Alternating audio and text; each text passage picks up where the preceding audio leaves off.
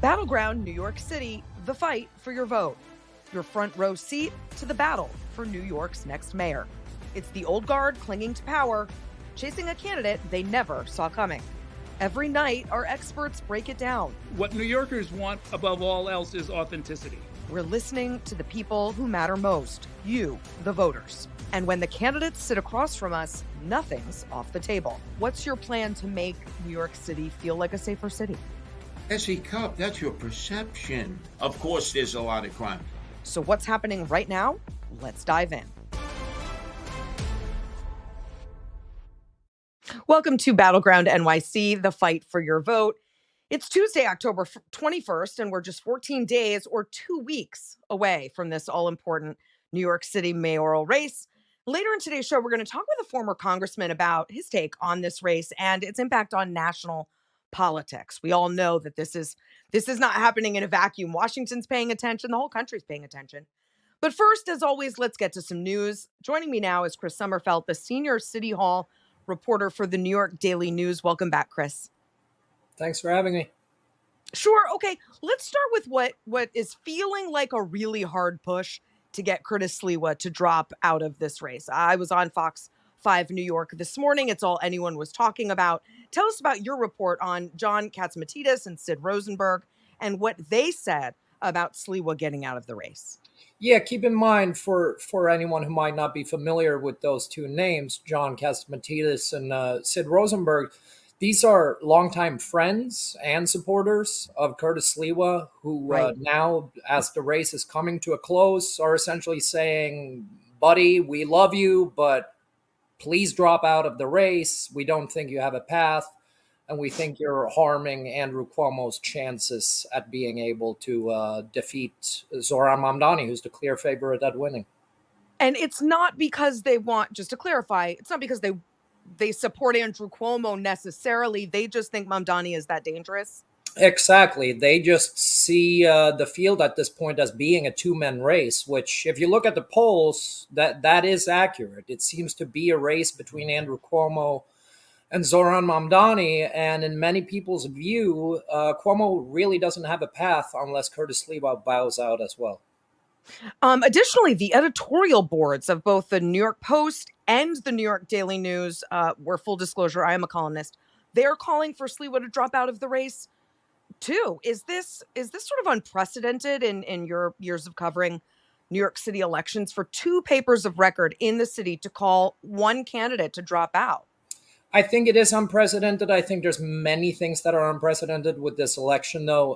As you know, in a New York City general election, in a mayoral race, you usually see the Democratic nominee and the Republican nominee, and then maybe a low polling independent candidate. And this year, though, we have the former governor of the state running as an independent candidate. That's unprecedented, to put it mildly. I think, though, to zoom out a little bit here, I don't really think there's a chance that Curtis is going to drop out of the race. He's made clear again and again and again that I'm staying in no matter what. And also keep in mind that early voting starts on Saturday. Right. So if he's going to drop out, I guess he would have to do that before he would Saturday. still be on the ballot, as we know. The New York Republican county chairs also issued a statement in support of Sliwa today. They said Republican voters are not going to vote for Andrew Cuomo. He's the father of disastrous bail reform, a disgraced former governor who had to resign on the eve of his impeachment, and a man facing sexual harassment allegations. He lost his own party's primary badly and is not even appearing on the ballot on a major party line. Republicans should not have to clean up the mess Andrew Cuomo and the Democrats created, and we will not allow the political class to interfere with voters or hijack our ballot. Chris, couple things in there. Do they have a point that it should not be Curtis Sliwa's job to make this race easier for Andrew Cuomo? Two, there are Republicans in New York City. I know there's not a lot. I used to be one, but they've elected Republican mayors and governors before. Is there some truth in this sort of pushback from the Republicans in New York? I think there certainly is, in the sense that there was a Democratic primary and Zohran Mamdani won it. You know, the tradition in New York has always been Democrats, like Andrew Cuomo, line up behind the nominee once the primary is over. Once the dust has settled from the primary, you move on, you endorse the Democratic nominee, and you move on to the general. So I do think the Republican chairs, kind of like looking historically at New York City elections, they do have a point there. And I think Curtis Sliwa very much feels that same way, that it's not in his interest to try to help Andrew Cuomo, a man that he has railed against for a very long time on various issues. Yeah, and I'm wondering, Chris, if you think to voters, it looks a little like Andrew Cuomo's got to rig it to win it, right? Like he already was able to elbow Eric Adams out to get him to drop out. Now he's trying to get Curtis Sliwa to drop out. There was a Democratic primary. He lost. How are voters seeing his kind of, chicanery, these moves? I do think that it's a very unfortunate political situation for Andrew Cuomo to be in. It doesn't look good that he's having to focus on campaigning to get other candidates out of the race instead of campaigning to actually get his message out. Chris, thanks so much for being here today and coming back on our program with your great reporting. We appreciate it. Thank you. Okay, and coming up next, a former Congressman Steve Israel is here to talk about politics and prose. That's next on Battleground NYC. We're back with more Battleground NYC, the fight for your vote. Let's get back with more headlines and analysis. Joining me now for the bigger picture is Steve Israel, former New York Congressman, the director of the Institute of Politics and Global Affairs at Cornell University, my alma mater. And he's a bookstore owner. He's author of the upcoming book, The Einstein Conspiracy. Just call him a regular Renaissance man. Welcome to the show, Steve Israel. You are the only human being who's ever called me a Renaissance man, and I'm going to remember that forever. Thank you. That cannot be true. You do so much. You do so much. That is true. That is true. We're going to get into the Stoics, I promise, as well, because I know good. that's it's got a lot of your attention. But let's start on this race. I've been dying to talk to you about this race for as long as we've been covering it. You know New York, right? And you know the challenges of the Democratic Party right now. So put into context for us the stakes for the Democratic Party if Zoran Mamdani, the front runner, wins. Yeah. Well, look, New York has had some difficult times for Democrats. We have underperformed in congressional elections recently. You can't win a majority in the House of Representatives if you're Democrats without New York overperforming. And the race for New York City mayor, many are looking at this as a harbinger of what will happen in the midterm elections. Essie, for Democrats, there is only. For Democrats, there is only one thing that matters, and that is winning the midterm elections in 2026 and restoring checks and balances. Now, I live on Long Island, and I will tell you, there are local elections in Nassau County and Suffolk County, and our mailboxes are practically tilting over from the heavy volume of mail from Republicans associating every Democrat with Zoran Mamdani. You would think that we were New York City voters. But the Republicans are trying to create this kind of guilt by association. If you're a Democrat, you love that guy.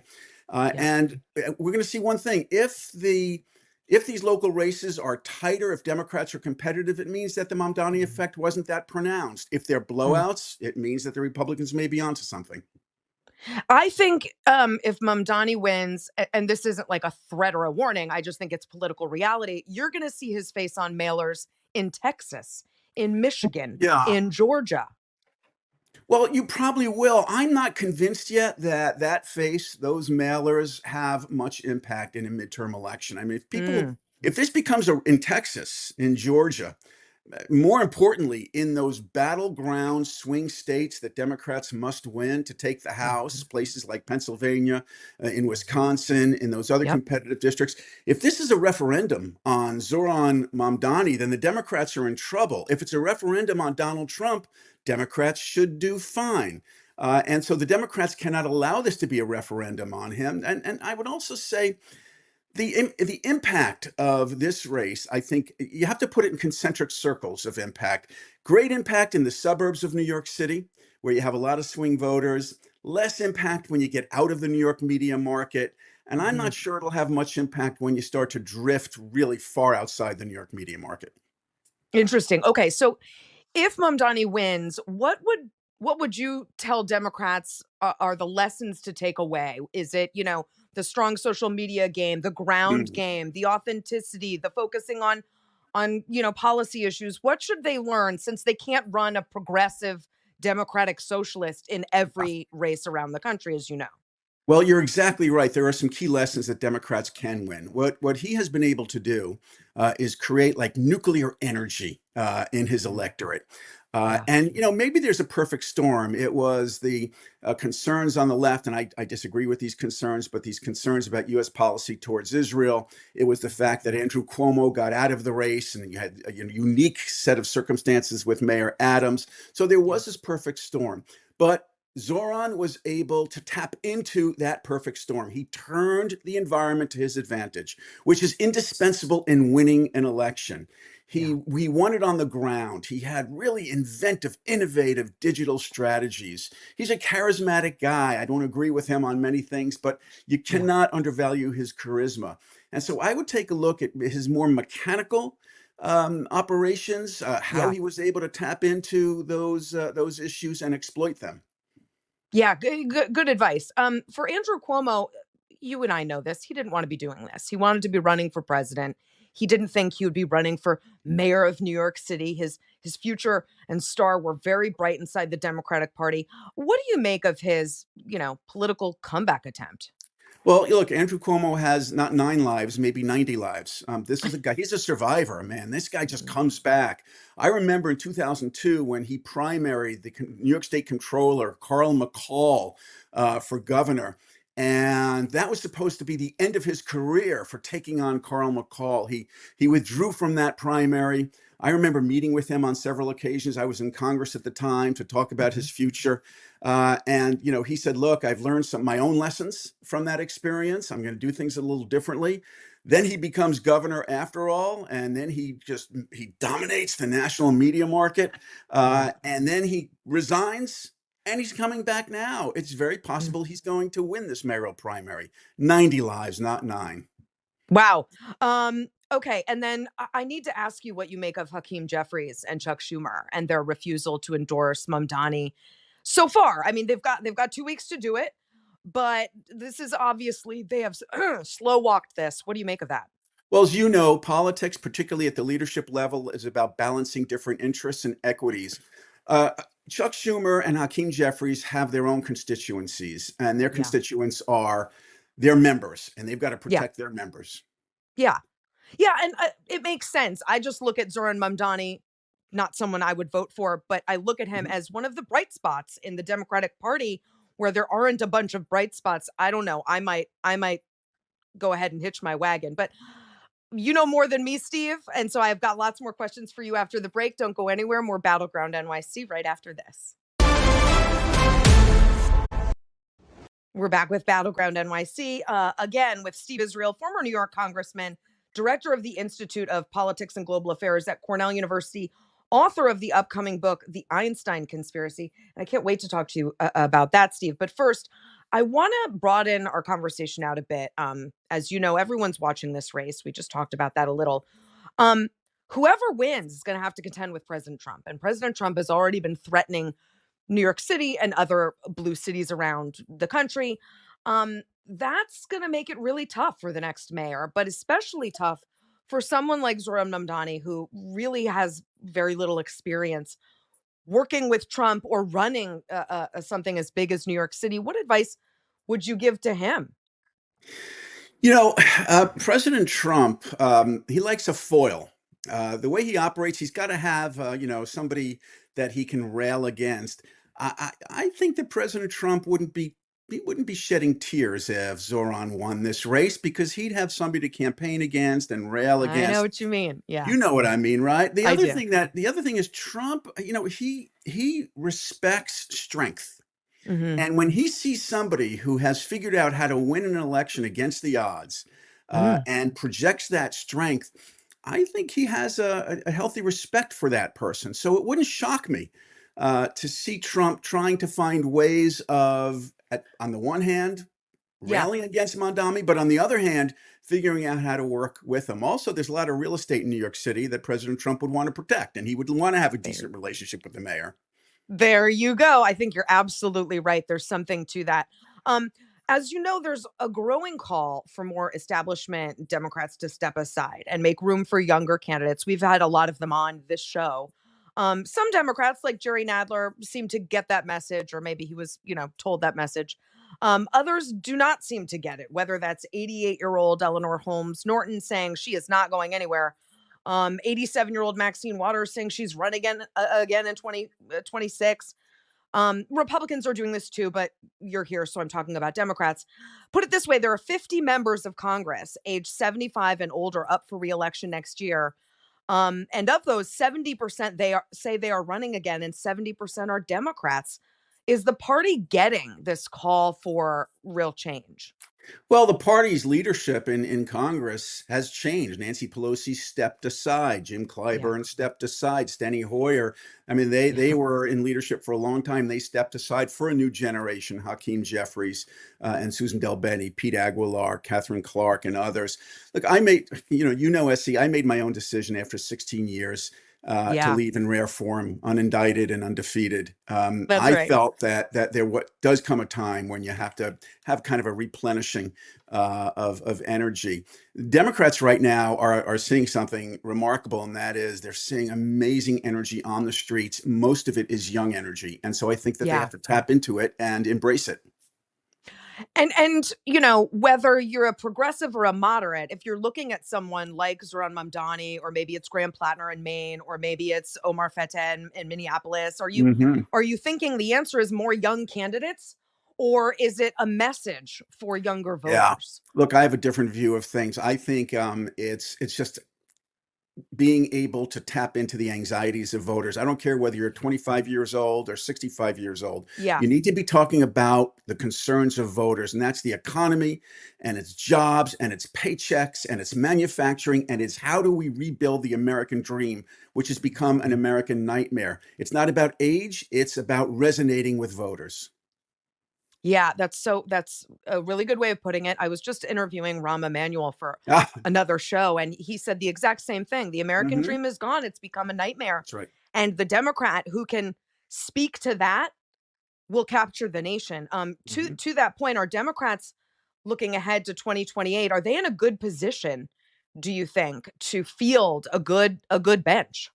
Well, I think yeah, I mean, I think they're going to have a very wide bench initially, but right now the game is 26. They've got to win the midterm Yeah. election if there's any hope of creating any kind of checks and balances and building towards a good presidential. It's in 26. And by the way, this happened Yeah. in 16. Trump wins, 18. The Democrats win over 40 seats, take the majority, and then they elect a Democrat president in 2020. They've got to repeat that cycle.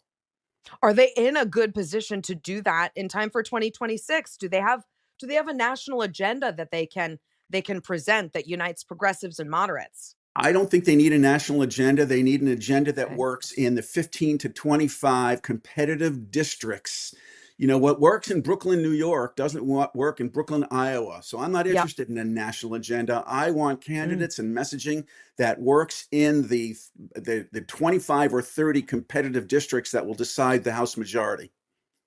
Do you wish you were back at the DCCC right now?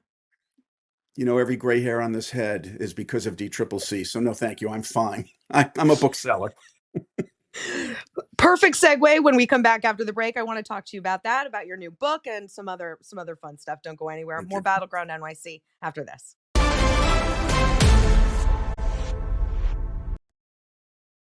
We're back with more Battleground NYC. One more time with Steve Israel. Steve, tell me about your new book, The Einstein Conspiracy. SCI left Congress after 16 years, not only because I thought it was time for somebody else to give it a shot, but also I didn't want to get trapped in the power and the sense of privilege. And my real passion has been writing. I've done 2 political satires. I spend my time selling books, and I decided not to write politics for my next novel. Yeah. I love these little quirks of history, these little ripples that create monumental events. And I learned about a letter that Albert Einstein wrote to Franklin Delano Roosevelt, warning him that the Nazis were developing an atom bomb and telling him we have to start our own program. I took that event and researched it for 2 years, and I've written an historic thriller about Einstein trying to warn Roosevelt while the Nazis are trying to do harm to Albert Einstein. It's called the Einstein Conspiracy. It launches on November 18th. I had such a fun time researching it and writing it, and it's just a fast-paced historic thriller based on actual events. Well, I love that. And people have a huge appetite for that. My friend Yes. Brad Thor, you might know, Oh, writes those books mhm. exclusively. He'll take a nugget, he'll be traveling overseas and he'll find a small story in like a Yeah, Swiss newspaper. And then he'll write an entire cool thriller around it. yeah. How'd you get this Same particular vein. I inspiration? literally stumbled on this little cottage on the east end of Long Island, where I have a house there, where Einstein wrote this letter, and I began thinking, well, what if he hadn't written that letter to FDR? What if Adolf Hitler had an atom bomb before the United States did? That one little letter, those few hundred words, changed history. I started reading about it and then read about how the Nazis were trying to do harm to Einstein. There was a very significant pro-Nazi movement in New York and on Long Island, and I Yep. put it all together. Mm. Yeah, and I know this story lives in a time and place, but what parallels do you see, if any, between then and Yeah. what's going on now? In the course of my research, I learned that Madison Square Garden held a pro-Nazi rally in February of 1939 that attracted 20,000 people saluting swastikas. I Ah, learned that this little community on Long Island called German Gardens, um, it's also called Camp Siegfried, uh, had streets, literally. I'm not making this up. Literally, the streets were Adolf Hitler Street, Joseph Goebbels Street, or Goebbels ah, Street, um, and they would fly swastikas under American flags, and they would create stormtrooper opportunities and marches. So I put this all together: the place, what is happening, authoritarian movements, people not wanting to engage in supporting human rights and democracy abroad. Put it all in this tight kind of whodunit historic thriller. I can't wait. I'm sad that there are parallels between what's happening today and There are. what happened then. Very Mhm. sad about that, but I know it will make for an interesting read. What I know you're very interested in the Stoics, as I mentioned Mhm. earlier in the show. What's one lesson or piece of advice you think everyone should carry with them from the Stoics? So, I own this bookstore, Theodor's Books in Oyster Bay. People are constantly coming in on the left and the right, and they're saying it's so horrible, it's so volatile, it's unprecedented. What do I do? And I read Stoic philosophy, Marcus Aurelius, Seneca, and others. Look, what Stoicism teaches us is there's nothing new. We've been through this before. You've Yeah. got to build a sense of resilience. You've got to treat obstacles as opportunity, and that's what I try and do: transcend the headlines and have a sense of history and a sense of the future and how Hmm. other great leaders through peril have been able to get us to a better future. Well, speaking of the future, we both work with students at Cornell. We're trying to Uh, get them interested in politics and public service. And what's a thing that people might not expect about Gen Z that maybe gives you some hope for the future? oh gosh, thank you for asking the question. Look, I'm going to be really blunt. I think my generation of policymakers have screwed things up about as much as any generation can. Yeah. I teach at Cornell because I believe the next generation, they're ready. They are critical thinkers. Not all of them, but they have a sense of what needs to be done. They look at me and they say, "Okay, you had your time. Get out of the way. Let us lead." Yeah. I'm investing my time in helping to develop the skills and the bipartisanship and the civility, the decency, the ability to meet in the center Yeah. in that next generation. So I'm optimistic about where they're going to take us. Very quickly before we go, I'm just reminded of the class we taught Yeah, together. I guess lectured your class. And remember when the two kids played an early Zoran Mamdani ad, and we were both like, "That ad's terrible. That guy's going nowhere." I These remember. kids knew because they're onto something, and Zoran Mamdani is speaking to them. I learn more from my students than they learn from me, and except when you came and taught. Where I mean, by the way, I hope you don't mind. You're coming back by popular demand. There are a lot of requests for you to come back next spring. You don't have to. You don't have to do much to get me to come back to Cornell. Steve Israel, thanks so much. This was Thank you, a SC. great chat. Thanks for coming on.